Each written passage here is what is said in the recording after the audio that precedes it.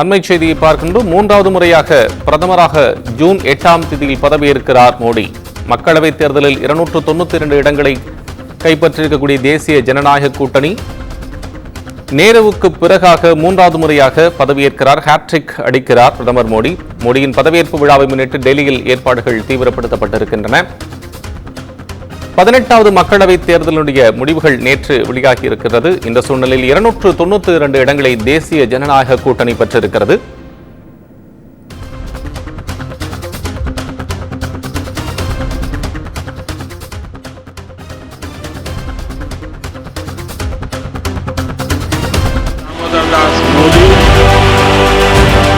இதனை இவன் முடிக்கும் என்றாய்து அதனை அவன் கண்விடல்.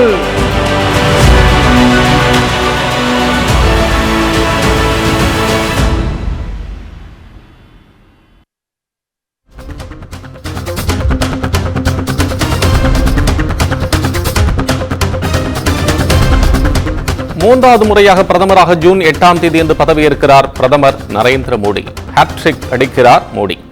மக்களவைத் தேர்தலில் 292 இடங்களை பெற்ற என்டிஏ கூட்டணி மீண்டும் நாட்டில் ஆட்சி அமைக்கிறது. நேருவுக்கு பிறகு மூன்றாவது முறையாக தொடர்ந்து இந்திய நாட்டின் பிரதமராகிறார் நரேந்திர மோடி. மோடியின் பதவியேற்பு விழாவை முன்னிட்டு டெல்லியில் ஏற்பாடுகள் தீவிரப்படுத்தப்பட்டிருக்கின்றது. 292 இடங்களை கைப்பற்றி இருக்கிறது தேசிய ஜனநாயக கூட்டணி. மூன்றாவது முறையாக பிரதமராக ஜூன் 8ஆம் தேதி என்று பதவியேற்கிறார் நரேந்திர மோடி. கூடுதல் விவரங்களை வழங்குவதற்காக தலைமை செய்தியாளர் சிவா இணைப்பில். சிவா, 292 இடங்களை பெற்றிருக்காங்க என்டிஏ. ஆனால் இப்போ இதில் பாஜக தனி மெஜாரிட்டி இல்லைன்னா கூட டிடிபி அதே போல நிதிஷ்குமார் இருவரும் ஆதரவு அளிப்பார்கள் என்று சொல்லப்பட்டிருக்கிறது. அந்த நம்பிக்கையில் பதவியேற்க இருக்கிறார்கள் என்று சொல்லப்படுகிறது. ஆனால் ஹாட்ரிக் வெற்றி அடித்திருக்கிறார் பிரதமர் ஆக நரேந்திர மோடி. இப்போது இருக்கக்கூடிய விவரம் என்ன?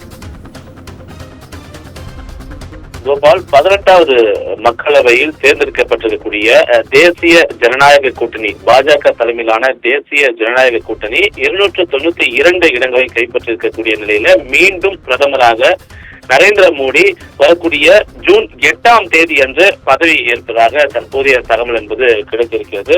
குறிப்பாக கடந்த 2 முறை பிரதமராக இருந்து மூன்றாவது முறையாக நரேந்திர மோடி பிரதமராவது ஏற்கனவே இருந்த நேருவினுடைய சாதனையை சமன் செய்வது போல தற்போது அமைந்திருக்கிறது. தேசிய ஜனநாயக கூட்டணி 292 இடங்களை கைப்பற்றி இருக்கக்கூடிய நிலையில இதற்கான அறிவிப்பு என்பது டெல்லியிலிருந்து தற்போது கிடைத்திருக்கிறது. இதற்கு முன்பாகவே வாக்கு எண்ணிக்கைக்கு முன்பாகவே மீண்டும் பிரதமராக நரேந்திர மோடி தேர்வு செய்யப்படுவார் என்ற ஒரு நம்பிக்கை என்பது பாஜகவுக்கு இருந்த ஒரு சூழல்ல பிரதமர் பதவியேற்பு நிகழ்வு என்பது மிகவும் ஒரு பிரம்மாண்டமாக நடத்தப்பட வேண்டும் என்பது தொடர்பாக அவர்கள் தரப்பிலிருந்து ஒரு அதிகாரப்பூர்வ தகவல் என்பது முன்பே தெரிவிக்கப்பட்டிருந்தது. இந்த நிலையில தற்போது 292 இடங்களை தேசிய ஜனநாயக கூட்டணி கைப்பற்றிருக்கக்கூடிய சூழல்ல இந்த பதவியேற்பு என்பது மிகவும் பிரம்மாண்டமாக அமைய வேண்டும் என்று அவர்கள் முடிவு செய்திருக்கிறார்கள். கடந்த 2 முறையும் ஜனாதிபதி மாளிகையில் தான் இந்த பிரதமருடைய பதவியேற்பு நிகழ்ச்சி என்பது நடைபெற்றது. ஆனால் தற்போது நடைபெறக்கூடிய இந்த பதவியேற்பு நிகழ்வில் அதிகமான கூட்டங்கள், குறிப்பாக கூட்டணி கட்சியை சேர்ந்த தலைவர்கள், ஒவ்வொரு கூட்டணி கட்சியை சார்ந்த நிர்வாகிகள், பொதுமக்கள் என பலரும் பங்கேற்கக்கூடிய வகையில ஒரு திறந்த வெளியில் இந்த பதவியேற்பு நிகழ்வை நடத்துவதற்கான ஒரு பரிசீலனை என்பது கடந்த சில நாட்களாகவே நடைபெற்று வந்தது. இந்த நிலையில்தான் அதற்கான ஏற்பாடுகள் என்பது தற்போது தீவிரமாக நடைபெற்று வருகின்றன. ஒரு மிகப்பெரிய ஒரு திறந்த டெல்லியில் இருக்கக்கூடிய பகுதியில நடத்துவதற்கான பணிகள் என்பது தற்போது நடைபெற்று வருகிறது. கடந்த காலங்களை பொறுத்தவரை ஏற்கனவே 2014ஆம் ஆண்டு மே 16 தான் தேர்தல் முடிவுகள் வெளியானது. அப்போது மே 26 பிரதமராக நரேந்திர மோடி பதவியேற்றிருந்தார். 2019ஆம் ஆண்டை பொறுத்தவரை மே 23 தேர்தல் முடிவுகள் வெளியானது. மே 30 பிரதமராக நரேந்திர மோடி பதவியேற்றிருந்தார். தற்போது தேர்தல் முடிவுகள் நேற்று தினம் வெளியான நிலையில ஜூன் 8ஆம் தேதியே இது கடந்த காலங்களை ஒப்பிடுகையில மிகவும் விரைவாக பிரதமராக பொறுப்பேற்பதற்கான அந்த பணிகள் என்பது அரசியல் வட்டாரத்தில் பேசப்பட்டு வரக்கூடிய ஒன்று. கடந்த 2 முறையும், அதாவது முதல் முறையாக பிரதமர் நரேந்திர மோடிக்கு பதவி பிரமாணம் செய்து வைத்தவர் அப்போதைய குடியரசுத் தலைவராக இருந்த பிரணாப் முகர்ஜி. அதன் பிறகு 2வது முறையாக பிரதமராக அவர் பதவியேற்கும் போது பதவி பிரமாணம் செய்து வைத்தவர் இரண்டாவது முறையாக இருந்த குடியரசுத் தலைவர் ராம்நாத் கோவிந்த் தற்போது மூன்றாவது முறையாக பிரதமராக பதவியேற்க நிலையில அவருக்கு திரௌபதி முர்மு பதவியேற்பு நிகழ்ச்சியை தற்போது செய்து வைக்க இருக்கிறார். இதற்கான ஏற்பாடுகள் என்பது டெல்லியில் கோலாகலமாக நடைபெற்று வருகிறது. திறந்தவெளி பரப்பளவில் அதிக கூட்டங்கள் அமரக்கூடிய வகையில இருக்கைகள் அமைத்து மிகப்பெரிய பந்தல்களால் அமைத்து இந்த பதவியேற்பு நிகழ்ச்சியை நடத்துவதற்கான திட்டங்கள் என்பது தற்போது வகுக்கப்பட்டிருக்கிறது. அந்த அடிப்படையில் 8ஆம் தேதி அன்று பிரதமர் நரேந்திர மோடி மீண்டும் மூன்றாவது முறையாக பிரதமராக பதவியேற்கிறார். சிவா, இப்போ இந்தியா கூட்டணியும் அவங்களும் எப்படியாவது ஆட்சி அமைக்கணும்னு ஒரு முயற்சியில் இருக்கிறாங்க. ஆனா இப்போ 8ஆம் தேதி பிரதமராக பதவியேற்கிறார ஒரு அதிகாரப்பூர்வ தகவலா இதை எடுத்துக்கலாமா, இல்ல இன்னும் நமக்கு செவிவெளி தகவல் மட்டும்தானா இது? நிச்சயமாக, அதாவது ஏற்கனவே 400 இடங்களுக்கு மேல் கைப்பற்றும் என்று பாஜக தெரிவித்திருந்தாலும் கூட பாஜக தனித்து 240 இடங்களையும் கூட்டணியுடன் சேர்த்து 292 இடங்களையும் கைப்பற்றியிருக்கிறது.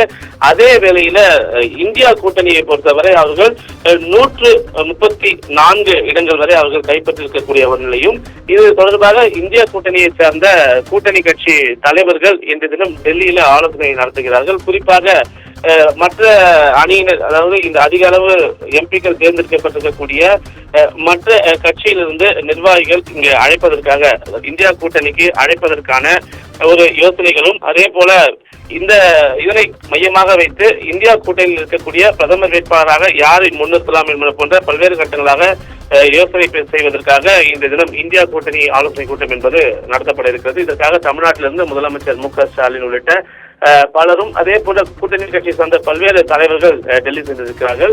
அதே வேளையில இன்று மாலை என்டிஏ கூட்டணியும் கூட்டணியை சார்ந்த நிர்வாகிகளும் நேரடியாக கலந்து ஆலோசிப்பதற்கான பணிகள் என்பது முடுக்கிவிடப்பட்டிருக்கிறது.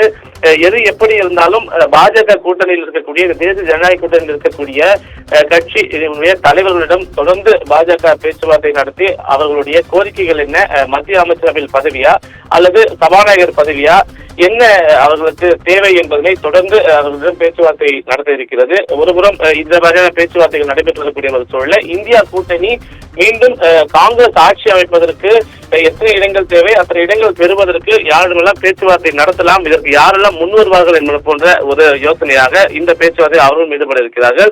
ஆனால் தற்போதைய நிலவரம் என்பது பாஜகவே முழுமையாக இந்த ஆட்சியை கைப்பற்றுவதற்கும் பிரதமர் நரேந்திர மோடி 3வது முறையாக பதவியேற்பு நிகழ்ச்சி கட்டாயம் நடக்கும் என்ற ஒரு நம்பிக்கையில் இதை ஜூன் 8ஆம் தேதி அவர்கள் பதவியேற்பு நிகழ்ச்சியை அவர்கள் ஏற்பாடு செய்திருக்கிறார்கள். கோபால், நன்றி சிவா, உங்களுடைய விவரங்களுக்கு நன்றி.